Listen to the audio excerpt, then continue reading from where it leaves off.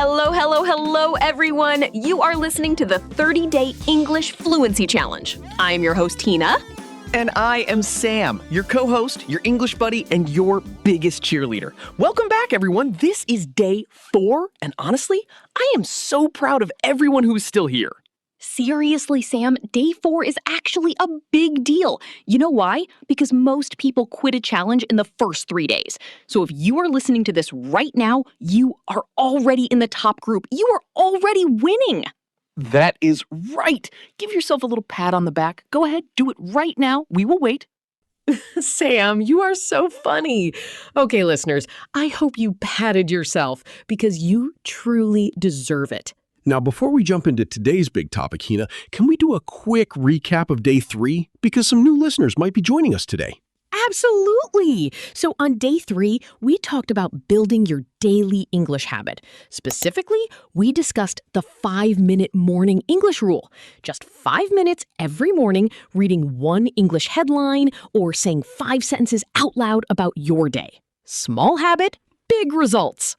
And we got such amazing feedback from our listeners. One listener messaged us saying, I spoke English to my mirror for the first time, and I felt so embarrassed, but also so proud. And I just loved that.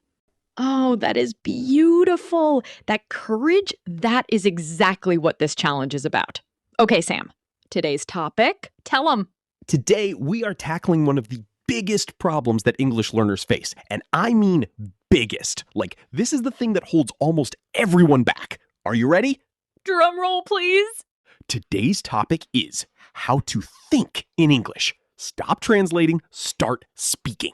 Yes! And if you have ever felt like you know the English words, you studied grammar, but when it is time to speak, your brain just freezes, this episode is for you.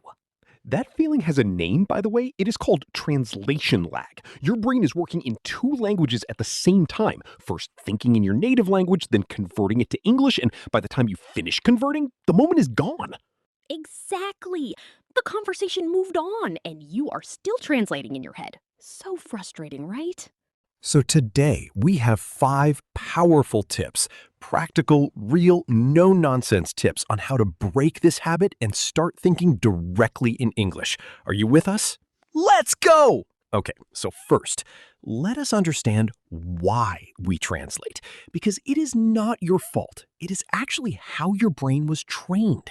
Right! When you first learned English in school from a textbook, everything was taught through translation. Every English word had a home language version attached to it. So your brain built a habit. When you want to speak, your brain goes, okay, let me find the native word first, then find the English version of it.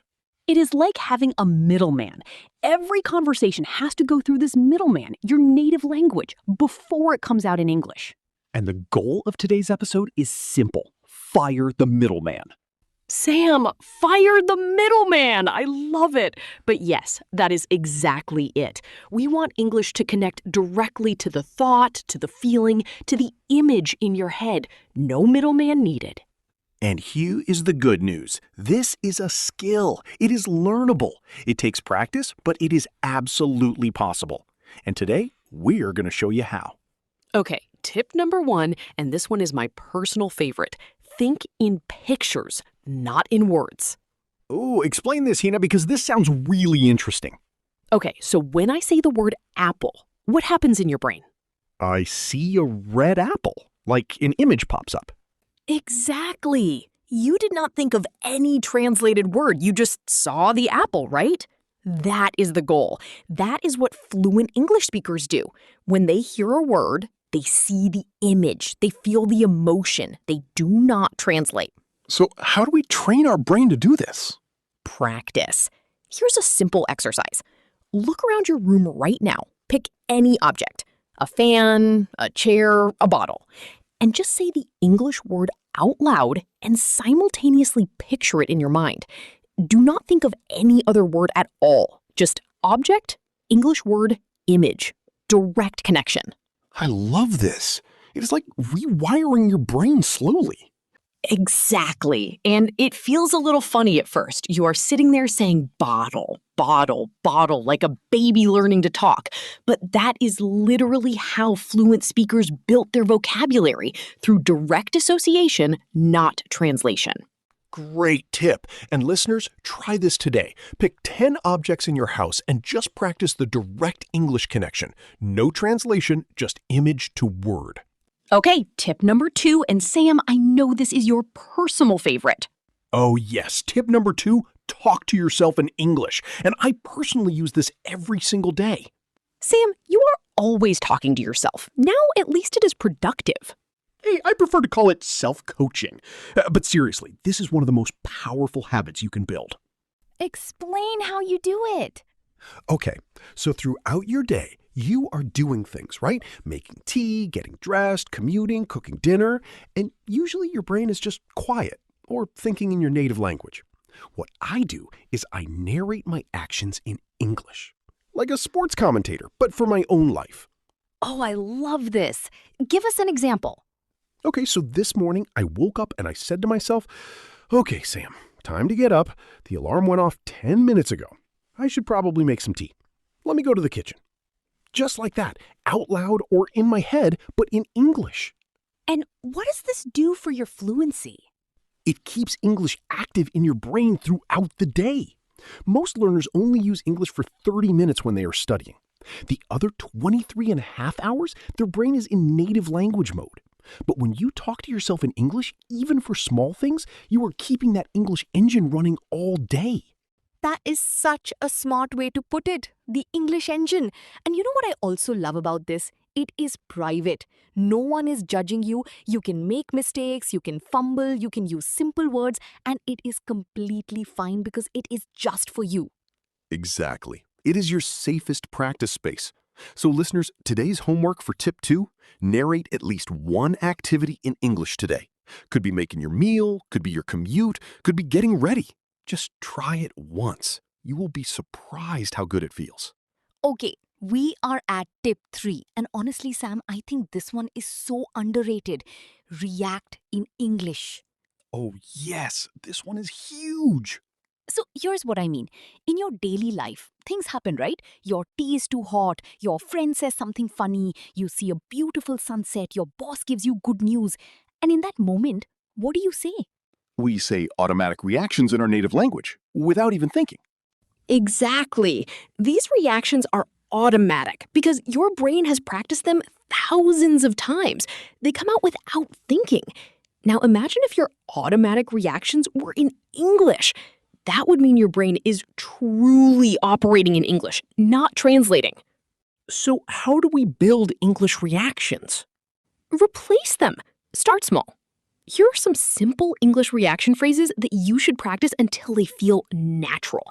When something surprises you, say, "Oh, wow," or "No way," or "Are you serious?"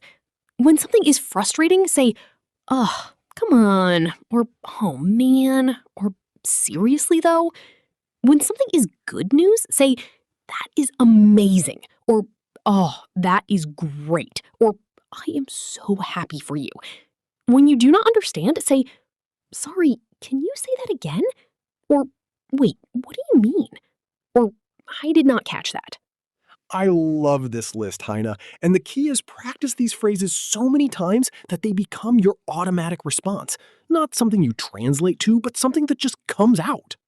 Right! Stick them on a note on your wall if you have to. Say them 10 times in the morning. Make them part of you. Because here is the thing, fluency is not about knowing complicated vocabulary. It is about how fast your basic reactions come. A fluent speaker responds instantly because their basic phrases are automatic. That is the goal. Beautifully said, Sam. Okay, let us move to tip 4, because this one is going to change the way you practice forever. Tip number 4, and this is the one I wish someone had told me years ago. Use simple English, not perfect English. Oh, this is so important because I see so many learners, they freeze mid-sentence because they cannot find the right word, and then the whole conversation stops. Right. And you know what the fluent person does in that situation? They describe around the word. They do not need the exact word, they explain it. Give us an example. Okay, let us say you forgot the word elevator. Instead of freezing, you say, you know the machine inside a building that takes you up and down between floors? Yeah, I took that. The other person immediately understands. Communication succeeded. Exactly. And that is real fluency, the ability to express yourself even without the exact vocabulary. And by the way, native speakers do this all the time, even in their own language. Another example. Let us say you do not know the word exhausted. You say, I am very, very tired, like completely finished. Simple words, but the message is clear. This skill is called circumlocution. It means talking around something when you do not know the exact word. And it is actually a skill that language exams test you on. So if you are already doing this, you are already ahead. The lesson here is never let a missing word stop you. Your job in a conversation is not to be perfect. Your job is to communicate, to connect, to be understood. And simple, clear English does that job beautifully. So listeners, today, if you are practicing and you forget a word, do not look it up immediately. First, try to explain it with simpler words. Then look it up. This trains your brain to work around gaps, which is exactly what real conversations require. Okay, our fifth and final tip for today. Hina, take it away. Tip number 5, create an English environment around yourself. Yes, because here is the hard truth. You cannot become fluent in English if English only exists in your life for 30 minutes a day during study time. Your environment has to speak English even when you are not actively studying. And the good news, it is easier than ever to do this today. You have your phone, you have the internet, you have music, you have podcasts like this one. Let us talk about some practical ways to build your English environment. Number 1, change your phone language to English. Right now, go to your settings and switch to English. Yes, it will be confusing for a day, but within a week, you will be reading everything automatically without translating. Number 2, watch one video in English every day. It does not have to be educational. It could be cooking, gaming, comedy, travel, whatever you enjoy. But watch it in English with English subtitles. Not translated subtitles, English subtitles. Number 3, listen to English music consciously. Do not just let it play in the background. Pick one song, look up the lyrics, and actually understand what is being said. One song a day. That is it. Number 4, have one English conversation every day. Could be with a friend who is also learning, could be with yourself in the mirror, could be texting someone in English. One conversation every day, no exceptions. And number 5, read something in English every morning. It could be a headline, a short post, a product description, anything. Just start your day with English text in your eyes and English sounds in your ears. When English is everywhere in your environment, your brain stops treating it as a foreign language and starts treating it as a normal part of daily life. And that shift, that is when fluency starts to feel natural. Exactly. It stops being a subject and starts being a lifestyle. Okay, we covered all 5 tips today. Before we wrap up, let us do our Day 4 challenge. Every day we give you one small action to do before Day 5. Ready? Day 4 challenge is the 10-minute English monologue. Here's what you do. Set a timer for 10 minutes. Sit in front of a mirror or just in a quiet space and talk in English about anything. Your day, your feelings, your plans, your favorite food, anything. Do not stop. Do not correct yourself. Do not look up words. Just talk for 10 full minutes. You will stumble, you will pause, you will say 100 times. That is completely fine. The goal is not perfection. The goal is 10 minutes of your mouth, brain, and English working together without interruption. This single exercise, if you do it every day, will transform your fluency faster than almost anything else. It builds your confidence, it removes the translation habit, and it shows you exactly which areas need more work. So will you do it? Say yes out loud right now. Yes? Amazing. We believe in you. Okay, Sam, before we close, I want to say something to our listeners directly. Because day 4 can feel a little in the middle, you know? The excitement of day 1 is behind you, and day 30 feels far away. Say it, Hina. I think people need to hear this. Listen, learning a language is not a straight line. Some days you will feel amazing. Words will flow. You will feel confident. You will think, yes, I am doing it.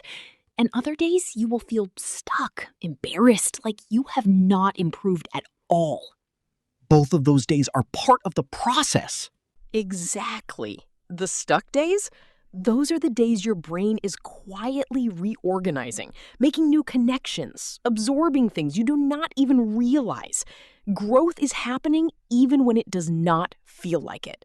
And here's what I always say. The only way to fail this challenge is to stop.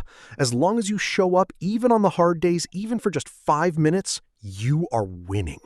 So show up tomorrow. Show up on day 5. We will be here waiting for you with another amazing episode. And if today's episode helped you, please share it with one friend who is also trying to improve their English, because learning together makes everything easier and more fun. All right, that is a wrap on day 4, everyone. I am Hina. And I'm Sam. And this has been the 30-Day English Fluency Challenge. Keep speaking, keep practicing, keep going. We will see you on day 5. Bye, everyone. Take care. Bye-bye.